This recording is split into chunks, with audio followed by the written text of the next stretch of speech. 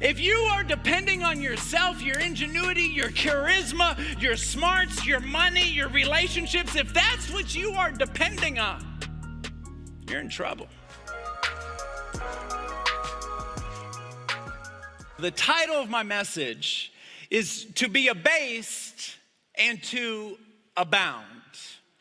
To be abased and to abound. Let me tell you where I'm getting this message from. It's in Philippians chapter 4, verse 11. It reads this: not that I speak of need, because I have experienced, I have learned that in whatever state I'm in, to be content. He hasn't always been this way. He learned to be content. He goes on to say, everywhere I go, and in everything I do, I have learned to be abased, and I have learned to abound. And then he says this: I know how to experience these moments. I know what it's like to be full, and I know what it's like to be hungry. I know what it's like to abase, and I know what it's like to be in need. And then there's the scripture that you all know. However, I can do all things through Christ who strengthens me. So he's saying two things. He's saying, number one, I have learned to be abased. I have learned to live when nothing is going good. But I have also learned to abound. I have learned to live when things are going very well. He had to learn how to do that. So I'm going to talk about those two things. I'm going to talk about being abased. I'm going to talk about being abound. I'm going to talk about being abound first, because not a lot of people know how to live life when it's going well. There was a family in our church many years ago. He'd come in every single week and he'd say, I need you to pray for me. I need a job. I have children. I have a wife. I have a family. Pray that I get a job. And he would pray. He would say, God, help me. And I would pray for him. God, help me. All of a sudden, he got a contract that blew my mind. It was so big. He went from poor to extremely wealthy in a week. I never saw him again. He was on vacation every single weekend. He was on vacation more than he wasn't on vacation. I mean, he was loaded. Now, let me ask you a question. Did he know how to abound? When God was listening to him worship, God, I need you, I need you. And now all of a sudden he's completely gone. And you may say, well, you can worship God anywhere. Yes and no. There's the sovereign presence of God, and there's the manifest presence of God. The sovereign presence is God is everywhere. That's true. The manifest presence is when he says, here I will meet with my people. In Psalms 26, verse 8, it says this: I love the sanctuary of the Lord because it's where his presence dwells. He's saying, I will meet with my people in my sanctuary. You're going to experience me here. All of a sudden, he's gone. Let me ask you a question. Do you think his relationship with God was closer when he was in need or closer whenever he was abounding? You know the question. You know the answer. He was closer when he was in need. When you are abounding and things are going well, one of the things we have to remember to be thankful. Why? In 1 Peter chapter 5, verse 8, Peter says this: beware. There is an adversary prowling around like a lion, and he's seeking who he can devour. I have 2 dogs. One dog is about this big. It's fully grown. It's worth nothing. It's like a puff ball. What do you call those things? Cotton balls. It's like a cotton ball. It just moves around. We bought it for our 7-year-old so she can pick it up, put it down. The dog hates the 7-year-old, but she loves it. We have another dog. It's about this big, the size of a Cocker Spaniel. He's a hunter. He has brought squirrels to the back door, hanging out of his mouth. So excited to show me the squirrel. I'm looking at him. I see blood from the squirrel in his mouth. And I'm like, what am I supposed to do right now? He's like, I'm like, good dog, good dog. Do you know that your dog loves you more than anyone else in the world? How many of you have a dog? Raise your hand.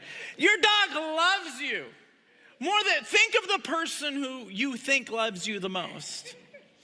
If you take that person, your mother, your wife, throw her in the car, in the trunk of the car. Ma, get in there. And throw your dog in the car. Both of you. Push them both in there. Walk away for about 3 hours and come back. Open up the trunk. Who's happy to see you? Who's happy? That dog comes out. When you walk through the door, it's like, you're home. You're home. He's home. She's home. Your dog loves you. But this particular, that was just for free. My dog, when he grabs a squirrel or he'll grab a snake or whatever, what he does is he grabs it and he shakes it like this. He shakes it and he throws it down. Then he grabs it and he shakes it again and he throws it down. You can't teach a dog that. Dogs know how to do that. Dogs that hunt know how to hunt. That dog can hunt. They know how to do it. It's in them. It's in them to grab it and kill it. Can I tell you, Satan, that's all he knows. It's in him. He will come into your life so like a lion, just kind of coming real slow. He will grab a part of your life and just shake it, and then let go. It's still alive. Grab it, shake it again, let go. Grab it, shake it again. And pieces of our life just fall down like broken ice. This is how he works. He's creeped into my life and shook it. He's creeped into your life, shook it. So when we are abounding, we ought to back up and say, thank you for protecting me. Thank you for putting a hedge of protection around me. Thank you for putting a hedge of protection around my house. Thank you for putting a hedge around my children. If this Satan had his way, your child would have died before it lived. Your child would die at 1 year old, 2 years old. If Satan had his way, you wouldn't even be here right now.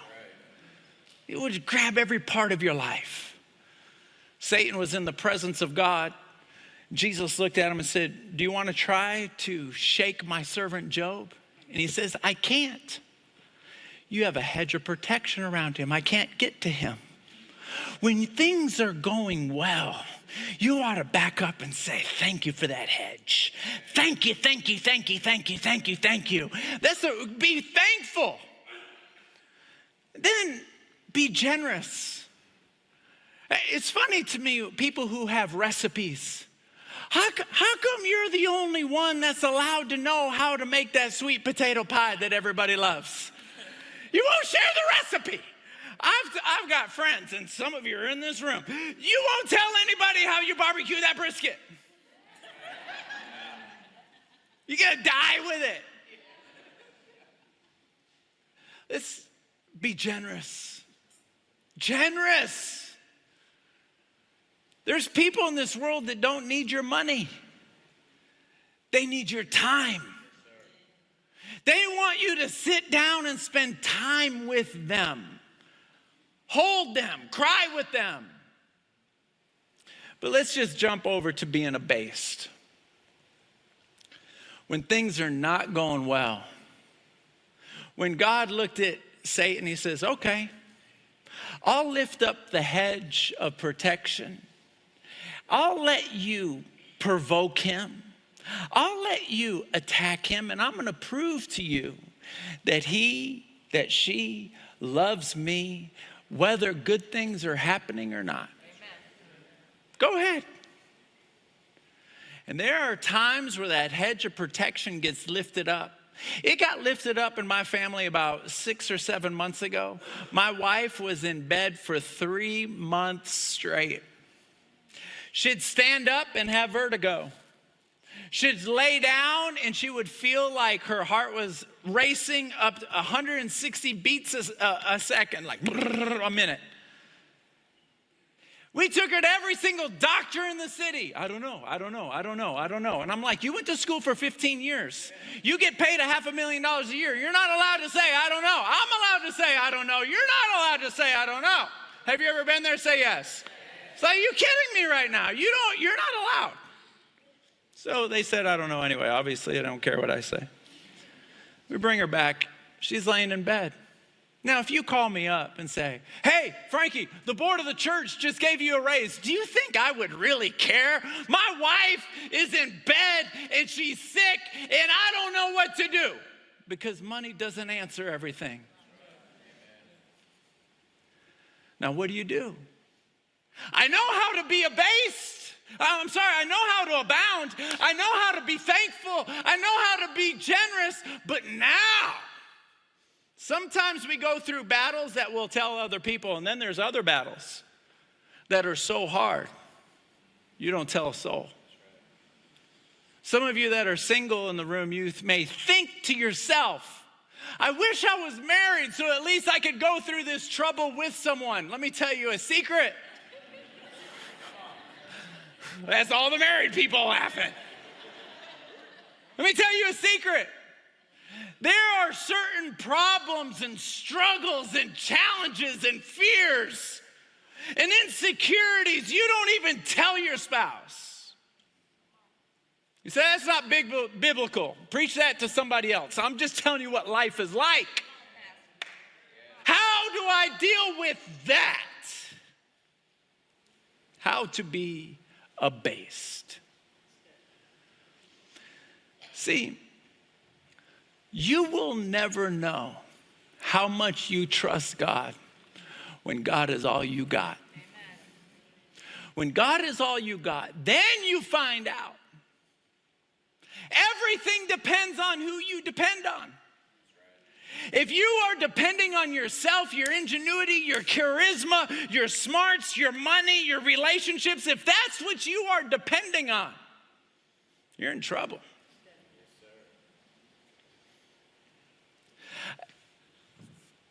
Here I am, a few months ago.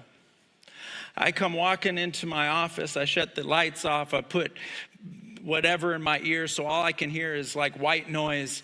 And I close my eyes and I envision Jesus's face.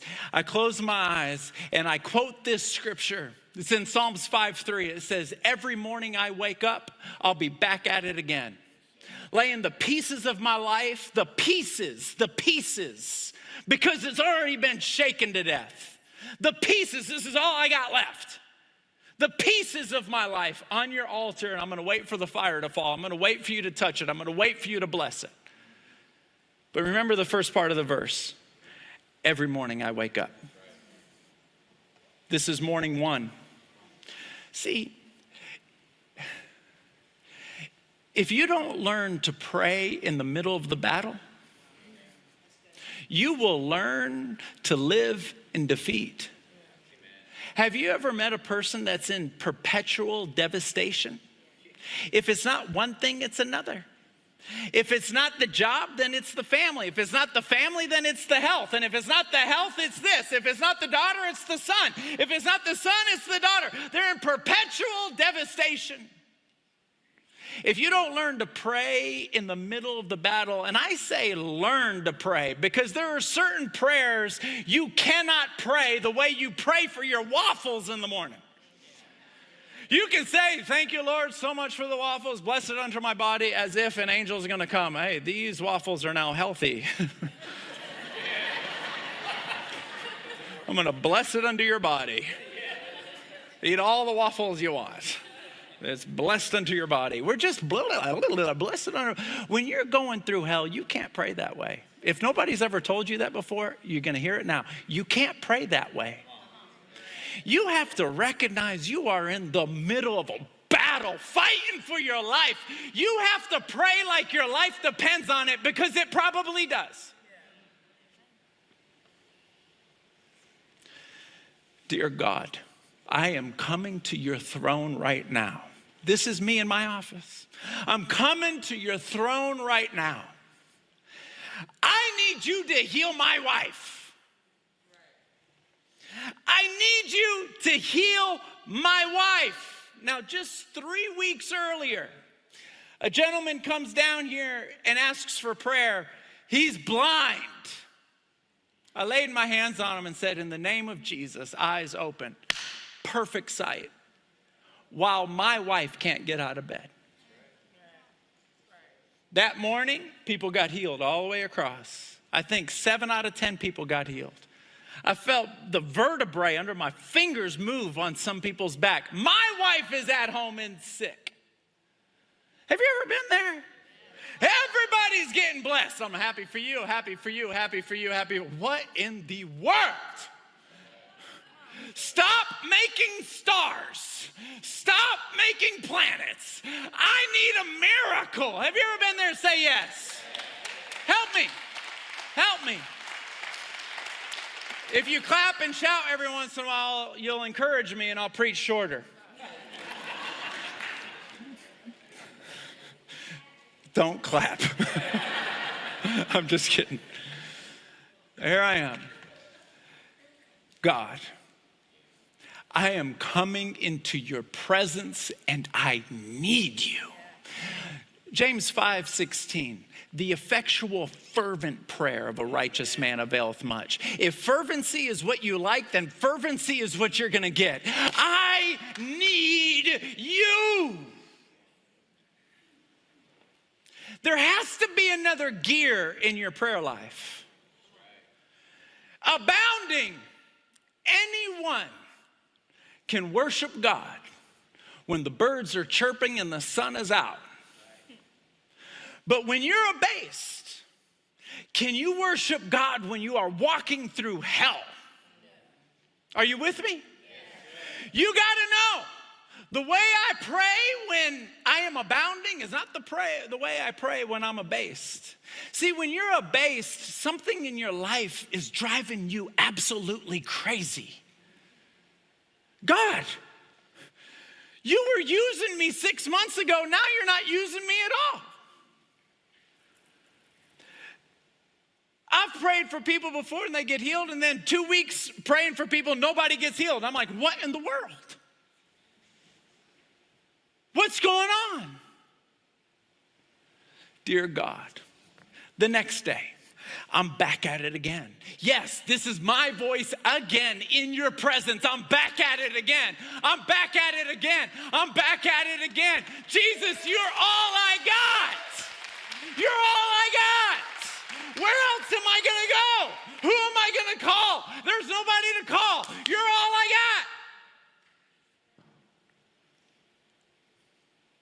The relationship that's developed in the battle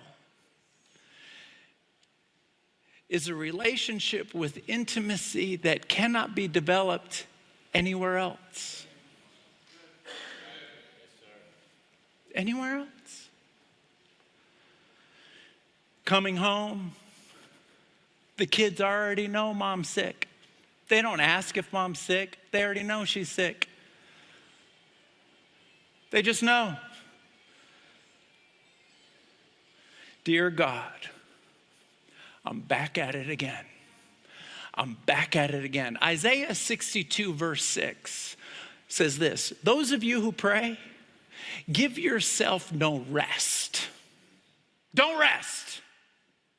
And give God no rest until he completes his work.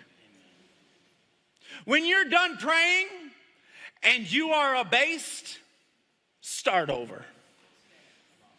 I've told God, I can't stop praying.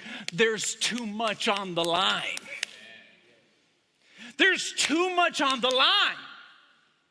Let me tell you a secret of how to navigate being abased. And this secret, you already know, it's in the depths of everyone's soul. It's in their soul. My senior year, when I turned around and looked at Sean, my closest friend, and said, "You're never going to see me again." And I never saw him again. I never saw anyone in my senior class again. Today was the first day when Josh came walking through the door, 20 years. I knew there was something in here, and I had to figure out what it was, because everything this life had to offer me, I experienced it. I've been to every single party you could go to in high school and come home at 3 a.m. all sweaty, take my boots off. And I said out loud one night, talking to the world, in the bed by myself, "Is that all you got? Like, that's the best you got?" It's a depressing feeling when you feel like you have no hope. The marriage is never going to get better. The kids are never going to get better. You're not going to get a better job. You're stuck. You're stuck. I don't know if that's in the King James version, but it's in the Frankie International version. Stuck. You're stuck. Have you ever been stuck before? Say yes. You're stuck. Every morning, I'm back at it again. I'm back at it again. I'm back at it again. We were stuck. I was stuck.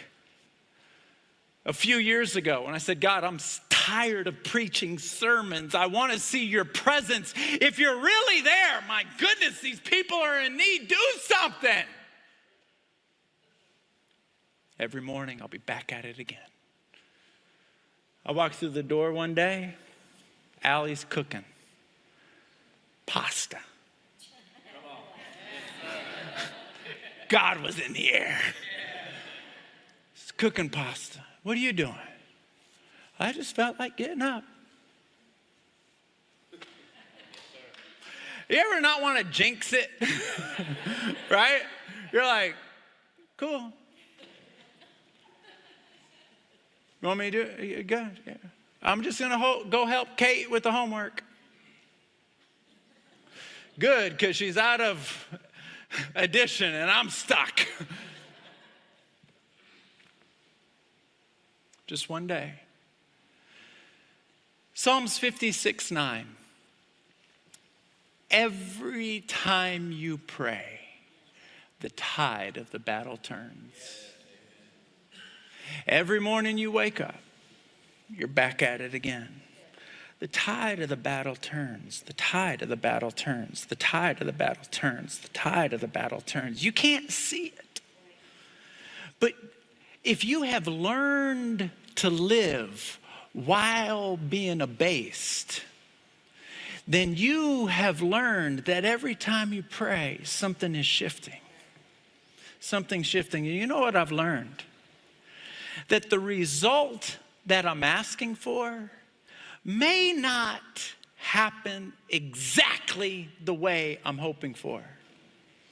But one thing's for sure. Hell will fear me a little bit more. Hell will fear me. I was talking to this guy one time. And over the phone, all of a sudden his voice changes. Never heard this in my life. His voice changes, and all of a sudden it turns into like a gargle. And he goes, "Hey, preacher man, I know who you are." And I felt my skin crawl. I was like, "Look, I got to get off the phone." I hung up the phone. I'm like,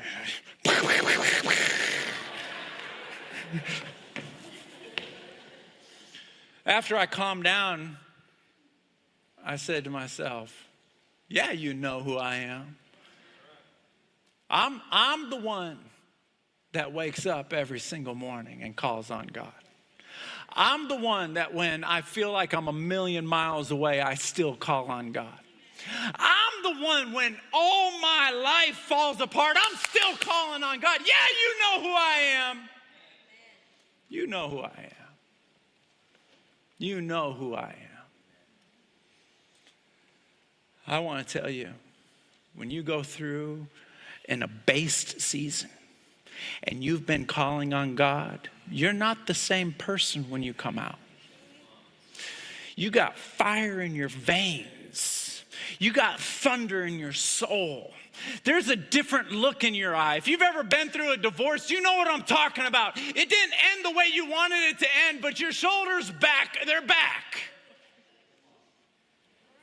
Are you with me? Have you ever fought for someone's life? Have you ever prayed for your kids deeper and more passionately than you've ever prayed for yourself? Every single one of those battles. Some of those battles you won and you can't even remember they existed because God just made it boom, boom. It happened so fast you're on to the next battle you forgot to celebrate it. And now, there's something in your eye. You're a little tougher. You're a little leaner. And when you pray, hell trembles. I could feel before service, I could feel like a chill bump on my arm. I knew it was the presence of God. And I thought, man, something is about to go down today. Because I'm not coming to you with a script. You go through hell a few times, your script gets burnt. Are you with me? Has anyone's script ever got burnt? Like, this wasn't plan A. This wasn't plan A. And then all of a sudden you back up and you go, but I think I'm liking what God's doing. I don't know what he's doing, but I'm liking what he's doing. I can feel it in my veins. Have you ever felt that? You can feel it in your veins. Let me tell you God's plan for your life. Some of you are like, you don't even know me. I know. Let me tell you God's plan for your life. God's plan for your life is to walk with you just like he walked with Adam and Eve. The world is still a garden. To walk with you through this garden. Moses said this, Exodus 33:13. If I have found favor in your sight, let me know your ways so that I may enjoy you more fully. You walk with him to where you know his ways. Have you ever known somebody so well, you know what they're thinking before they say it? You're like, I know what you're thinking. You're walking with him so much, you can feel what he wants to do. And then John 14:12 applies to you. When Jesus said, the things that I have done, you will do also. In other words, you're going to walk with me. You're going to talk with me. You're going to know my thoughts. I'm going to know your thoughts. And what I want to do around you, I'm going to do it through you. When someone's sick, I want to be the one to pray. Like I elbow people. No, I'm going to pray. I want to pray. But people who have seen miracles, they're like elbowing me out of the way. And I want to pray. Our prayer partners are some of the selfish people you've ever met in your life. They want to pray for everybody. Because when you see a miracle, you get addicted to it. That's God's plan for your life. Sometimes it'll be with a word. Sometimes it'll be an expression. Sometimes it'll be a prayer. Sometimes you'll just walk into a room and the atmosphere changes. That's God's plan for your life. But when that starts happening on a regular basis, and I'm going to show you a video in just a second, these are the things that happen. So I'm not distracting you. Why don't you guys go ahead and bring those blinds down for me? For those of you that are new, 3.5 years ago, I was interviewing a lady who had a non-for-profit organization called Elijah Rising. Right here on the stage, she went into a full cardiac arrest. Blood's coming out of her nose, out of her mouth. I'm holding her head. Paramedics came. She was dead. I had blood in my fingers for the second service. It happened in the first. All the saints back there, all the church, they had to leave the sanctuary and go pray in the lobby. The paramedics didn't want anybody in the room. After she was dead, full cardiac arrest, no brain, no breathing, no heart. Something like 12, 13, maybe 15 minutes. They start putting all their stuff back. She comes back to life. All of a sudden, her heart, boom, boom, boom, boom, boom, boom. She still wasn't breathing, still had no brain activity. The next day, I go to the hospital to visit her. She's eating pudding, and she says, "I'm sorry I messed up your service, dude."